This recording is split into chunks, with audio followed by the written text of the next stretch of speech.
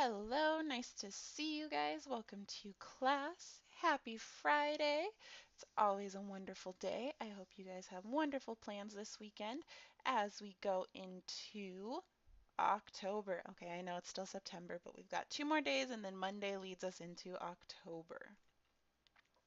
Alrighty, so we started this week talking about the Middle Ages. We went over an overview of like the government, the feudal system, kind of just the generals of the Middle Ages on Wednesday. So today we're going to look at two specific events that are super key to the Middle Ages.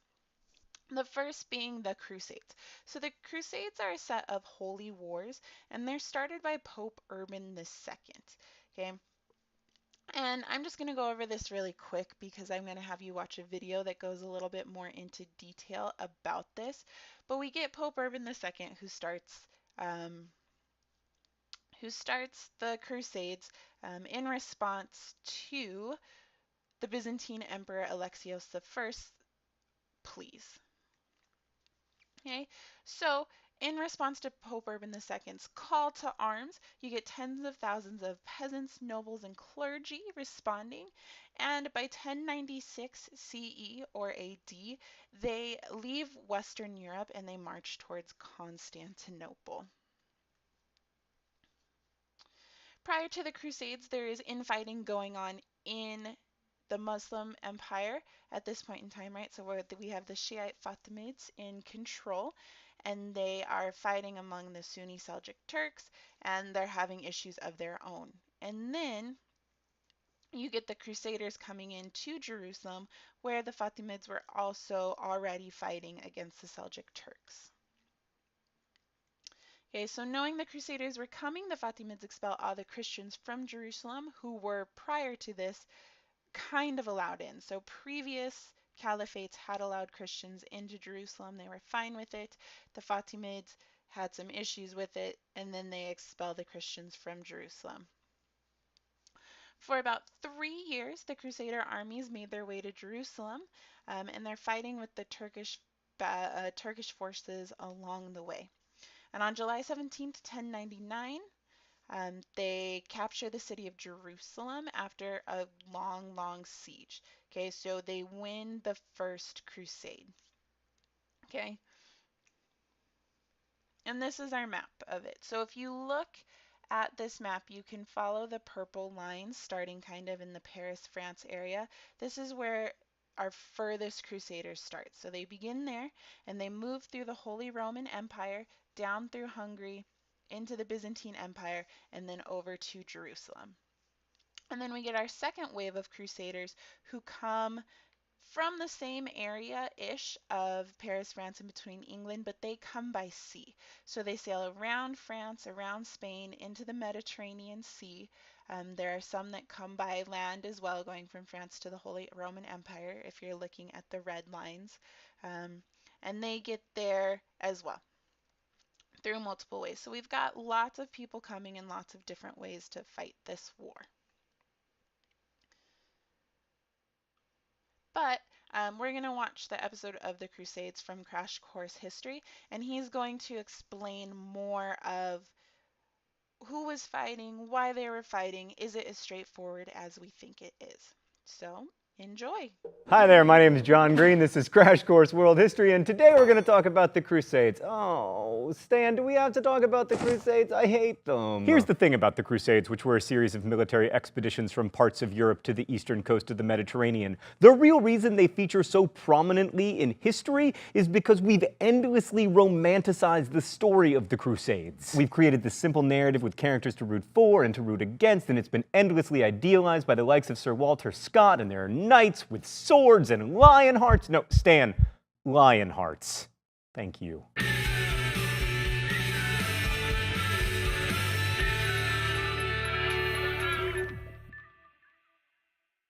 Let's start by saying that initially the Crusades were not a holy war on the part of Europeans against Islam, but in important ways the Crusades were driven by religious faith. Mr. Green, religion causes all wars. Imagine no religion. I'm going to cut you off right there before you violate copyright me from the past, but as usual, you're wrong. Simple readings of history are rarely sufficient. By the way, when did my handwriting get so much better? I mean, if the Crusades had been brought on by the lightning-fast rise of the Islamic Empire and a desire to keep in Christian hands the land of Jesus, then they would have started in the 8th century. But early Islamic dynasties like the Umayyads and the Abbasids were perfectly happy with Christians and Jews living among them as long as they paid a tax. And plus, the Christian pilgrimage business was awesome for the Islamic Empire's economy. But then a new group of Muslims, the Seljuk Turks, moved into the region, and they sacked the holy cities and made it much more difficult for Christians to make their pilgrimages, and while they quickly realized their mistake, it was already too late. The Byzantines felt the threat and called upon the West for help. So the first official crusade began with a call to arms by Pope Urban II in 1095 CE. This was partly because Urban wanted to unite Europe, and he'd figured out the lesson the rest of us learned from alien invasion movies. The best way to get people to unite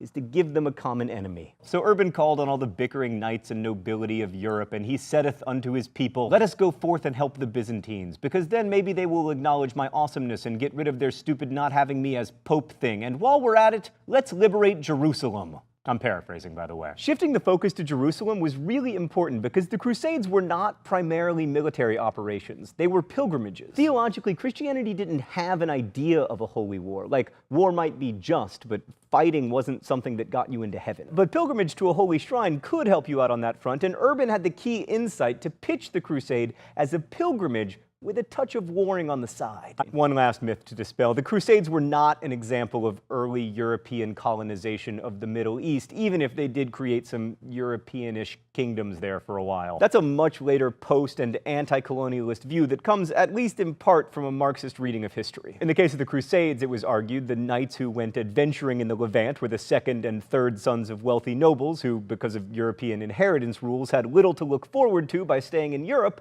and lots to gain in terms of plunder by going to the east. Cool theory, bro, but it's not true. First, most of the people who responded to the call to crusade weren't knights at all. They were poor people. And secondly, most of the nobles who did go crusading were lords of estates, not their wastrel kids. But more importantly, that analysis ignores religious motivations. We've approached religions as historical phenomena, thinking about how, for instance, the capricious environment of Mesopotamia led to a capricious cadre of Mesopotamian gods. But just as the world shapes religion, religion also shapes the world. And some modern historians might ignore religious motivations, but medieval crusaders sure as didn't. I mean, when people came up with that idiom, they clearly thought hell was for sure. To the crusaders, they were taking up arms to protect Christ and his kingdom. And what better way to show your devotion to God than putting a cross on your sleeve, spending 5 to 6 times your annual income to outfit yourself and all your horses, and heading for the Holy Land. So when these people cried out, "God wills it," to explain their reasons for going, we should do them the favor of believing them. And the results of the First Crusade seem to indicate that God had willed it. Following the lead of roving preachers with names like Peter the Rabbit, Peter the Hermit.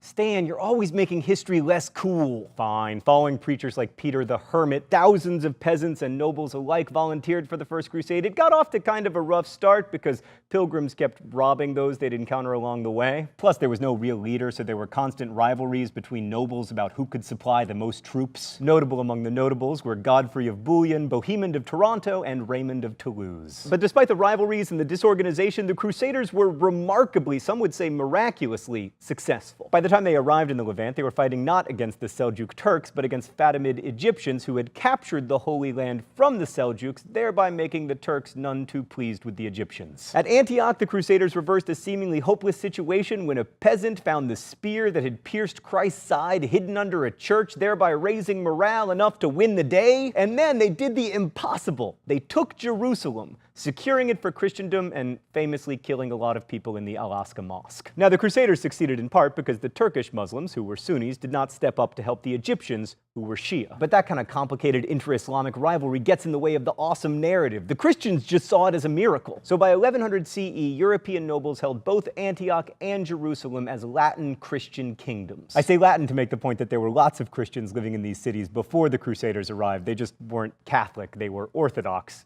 A point that will become relevant shortly. We're going to skip the Second Crusade because it bores me and move on to the Third Crusade because it's the famous one. Broadly speaking, the Third Crusade was a European response to the emergence of a new Islamic power, neither Turkish nor Abbasid, The Egyptian, although he was really a Kurd, Sultan al-Malik al-Nasser Salah el-Din Yusuf, better known to the West as Saladin. Saladin, having consolidated his power in Egypt, sought to expand by taking Damascus and eventually Jerusalem, which he did successfully because he was an amazing general. And then the loss of Jerusalem caused Pope Gregory VIII to call for a third crusade. Three of the most important kings in Europe answered the call: Philip, cowardly schemer II of France, Richard, Lionheart I of England, and Frederick, I am going to drown anticlimactically on the journey while trying to bathe in a river, Barbarossa, of the not holy, not Roman, and not imperial Holy Roman Empire. Both Richard and Saladin were great generals who earned the respect of their troops, and while from the European perspective the crusade was a failure because they didn't take Jerusalem,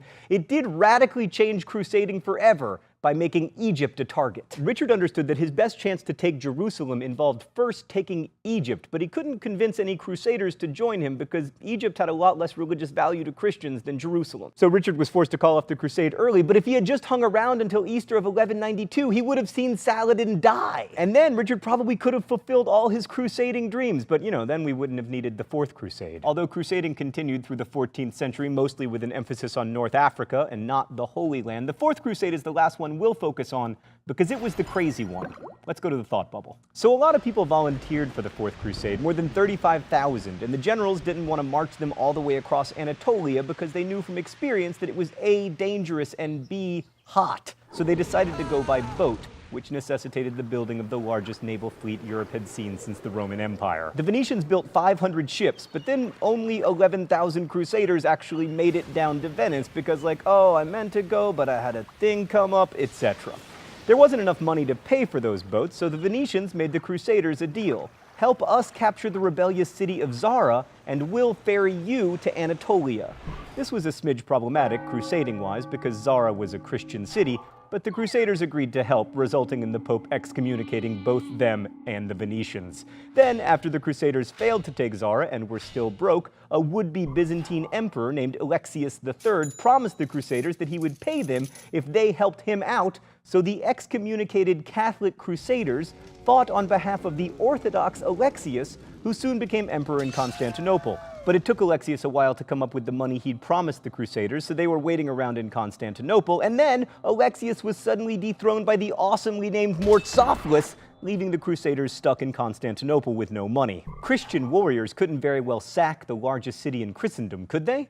Well, it turns out they could, and boy did they. They took all the wealth they could find, killed and raped Christians as they went, stole the statues of horses that now adorn St. Mark's Cathedral in Venice, and retook exactly none of the Holy Land. Thanks, Thought Bubble. So you'd think this disaster would discredit the whole notion of crusading, right? No. Instead, it legitimized the idea that crusading didn't have to be about pilgrimage, that any enemies of the Catholic Church were fair game. Also, the Fourth Crusade pretty much doomed the Byzantine Empire, which never really recovered. Constantinople, a shadow of its former self, was conquered by the Turks in 1453. So ultimately, the Crusades were a total failure at establishing Christian kingdoms in the Holy Land long term. And with the coming of the Ottomans, the region remained solidly Muslim, as it mostly is today. And the Crusades didn't really open up lines of communication between the Christian and Muslim worlds because those lines of communication were already open. Plus, most historians now agree that the Crusades didn't bring Europe out of the Middle Ages by offering it contact with the superior intellectual accomplishments of the Islamic world. In fact, they were a tremendous drain on Europe's resources. For me, the Crusades matter because they remind us that the medieval world was fundamentally different from ours. The men and women who took up the cross believed in the sacrality of their work in a way that we often can't even conceive of today. And when we focus so much on the heroic narrative or the anti-imperialist narrative or all the political infighting, we can lose sight of what the Crusades must have meant to the Crusaders. How that journey from pilgrimage to holy war transformed their faith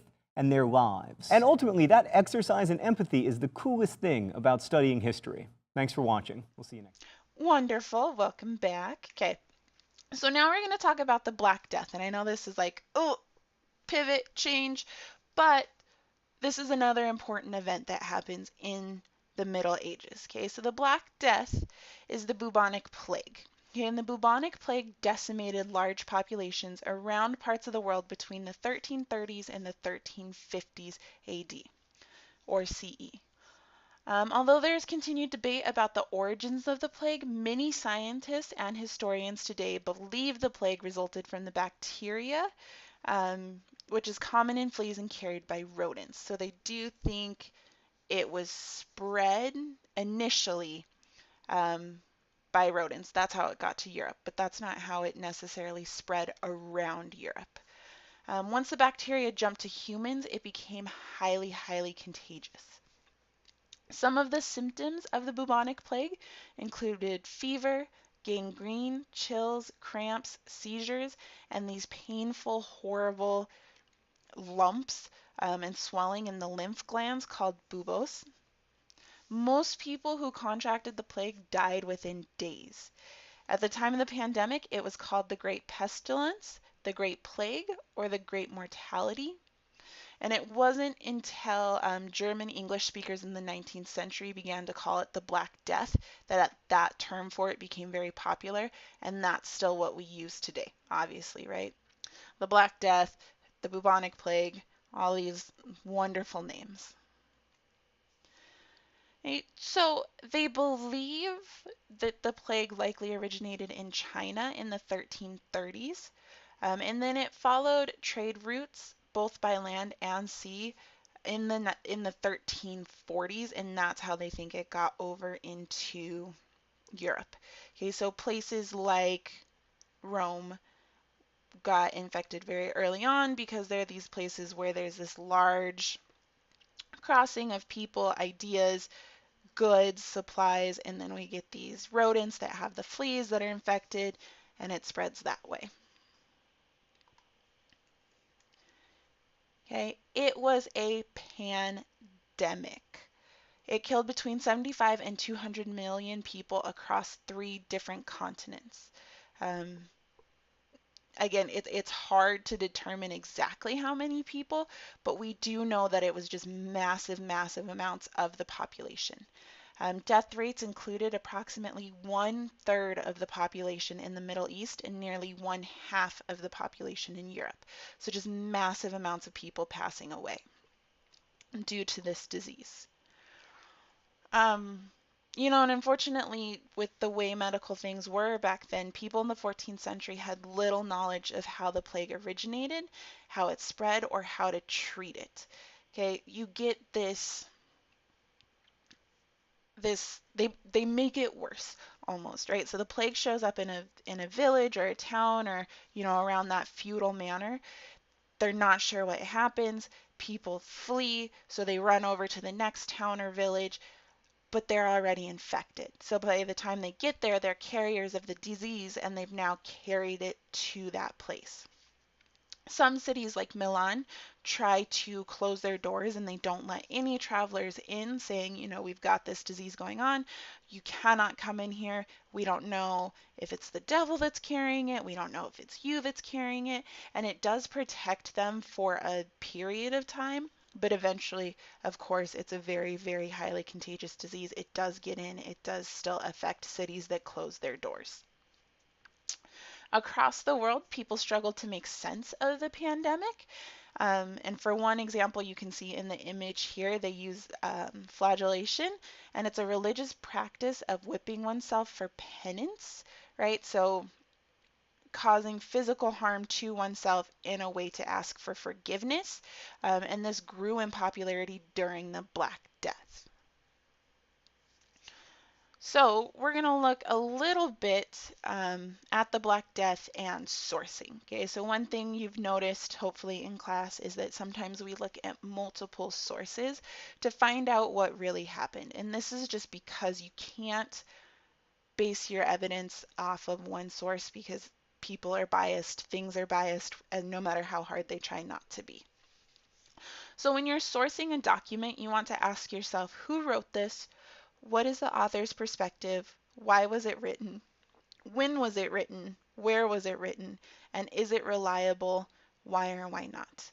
Um, and today we're going to specifically focus on the reliability of a source. So can you trust what this source is saying, yes or no?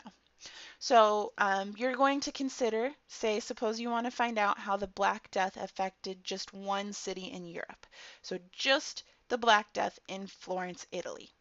I am going to show you guys some pieces of evidence, and I want you to ask yourself, is this a reliable source of information? If I had to write an essay for this, and I was going to publish it in the historical, let's say National Geographic. Okay, you're going to start publish this article in the historical release of the National Geographic on Florence, Italy, covering the Black Death.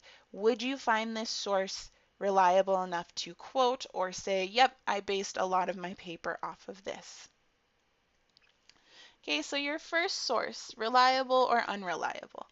A 2011 Hollywood movie starring Leonardo DiCaprio as a young monk in Florence in 1348. Is this reliable or unreliable? Hopefully, you are saying unreliable. Now, again, you could get some information from it. This image is obviously taken from the Titanic. Hopefully, you know the Titanic, the movie with Leonardo DiCaprio, is a fictional movie. Okay, there was no Rose, there was no Jack Dawson. But certain events on there are true, right? The Titanic did hit an iceberg, it did sink. Um, many people were lost because there were not enough lifeboats. So some of those aspects are true and they might be good places to start a paper, but you would never want to quote an essay using a fictional Hollywood movie, things like that. Okay, what about this source? Church records from Florence that list how many people died in 1348. Reliable source or unreliable source? This one is more reliable, so hopefully you see that. However, again, it's not enough by itself. You would have to have many more pieces of evidence besides just these documents, because who knows why other people are dying, if it's recorded well, can you read the writing, all of that. All right, next source. A history book written in 2008 by a historian who studied medical records in Florence from 1340 to 1360. Okay, this is again a fairly reliable source. You're just going to want to check the sources that this person used. So if this historian is looking at medical records, could you get access to those medical records? Could you find something that says the similar things that this historian is using? But again, this is a fairly reliable source. A memoir written in 1398 by someone who lived in Florence during the Black Death but who was 10 years old in 1348. Is this a reliable source or unreliable source? Now, this one, I think you could make an argument either way. I think this is a reliable source in the fact that it would be a primary source, right? It's a reference of someone who was there during that time. What makes it slightly unreliable is the fact that it's a memoir. So it's someone writing about the events 50 years later. And it's about someone who was 10 years old at that time. So they might have had a lot of biases based on their age, based on what was discussed after later on, but it's still going to be good information to use with the caveat that it's a 10-year-old who wrote about it 50 years later when they were 60 years old. Okay, and then the last one we're going to look at today, a fictional account of a young woman who survived the Black Death in Florence, written by an Italian man in 1360. Reliable source or unreliable source?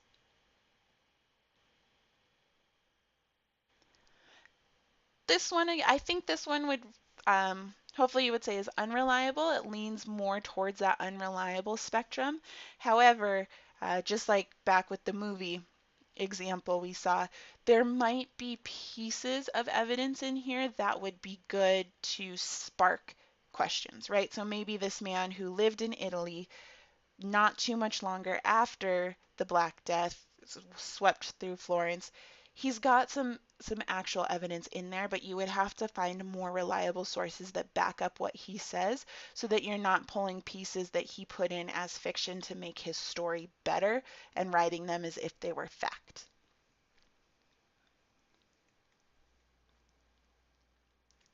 All right, so that was just a quick little activity looking at the reliability of a source. And now you're going to watch a video that looks at the past, present, and future of the bubonic plague.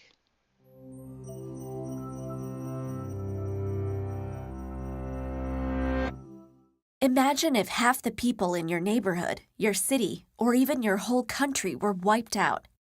It might sound like something out of an apocalyptic horror film, but it actually happened in the 14th century during a disease outbreak known as the Black Death.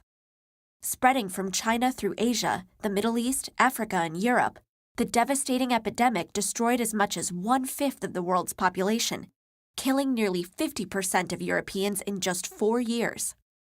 One of the most fascinating and puzzling things about the Black Death is that the illness itself was not a new phenomenon, but one that has affected humans for centuries. DNA analysis of bone and tooth samples from this period, as well as an earlier epidemic known as the Plague of Justinian in 541 CE, has revealed that both were caused by Yersinia pestis, the same bacterium that causes bubonic plague today. What this means is that the same disease caused by the same pathogen can behave and spread very differently throughout history.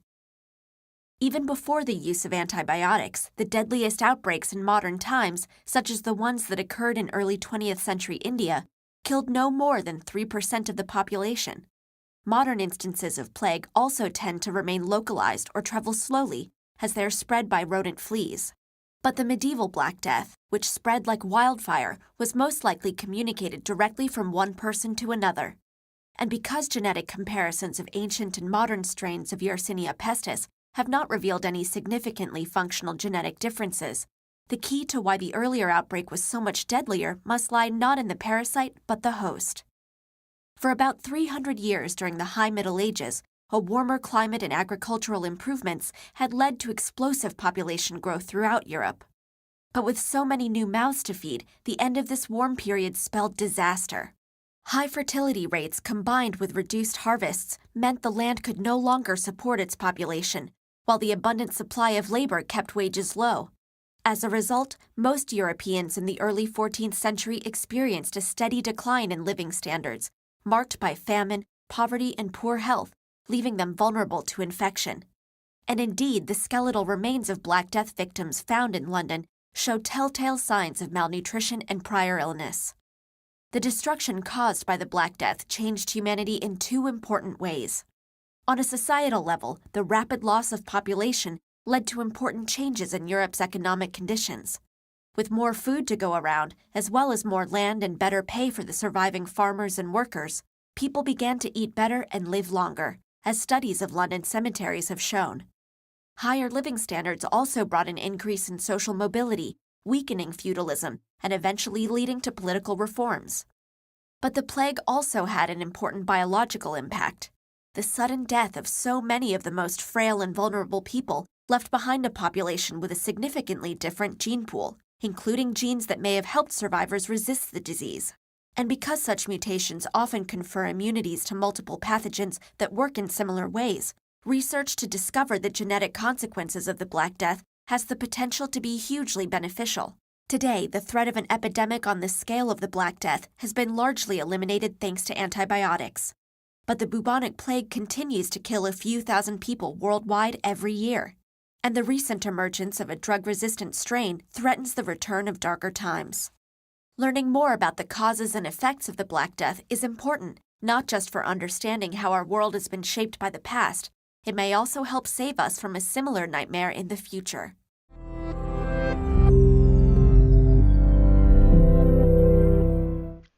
All right, now that you probably want to go hand sanitize or something, I'm going to ask you a couple questions about the video. So according to the TED Ed video, how was the Black Death likely spread? From person to person? By contaminated food? By mosquitoes? Or by rats and their fleas? Now I think this one's a little bit difficult. The answer is from person to person. And now this is about how the Black Death was likely spread in Western Europe, right? Because we do know that we think that rats and fleas got the plague from China to Europe. But once a human was contaminated by it, then it passed from person to person, and that's really how it spread all the way through Western Europe. Was that person to person contact? Again, highly, highly contagious disease, coughing, sneezing, any contact with like bodily fluids would have gotten people sick.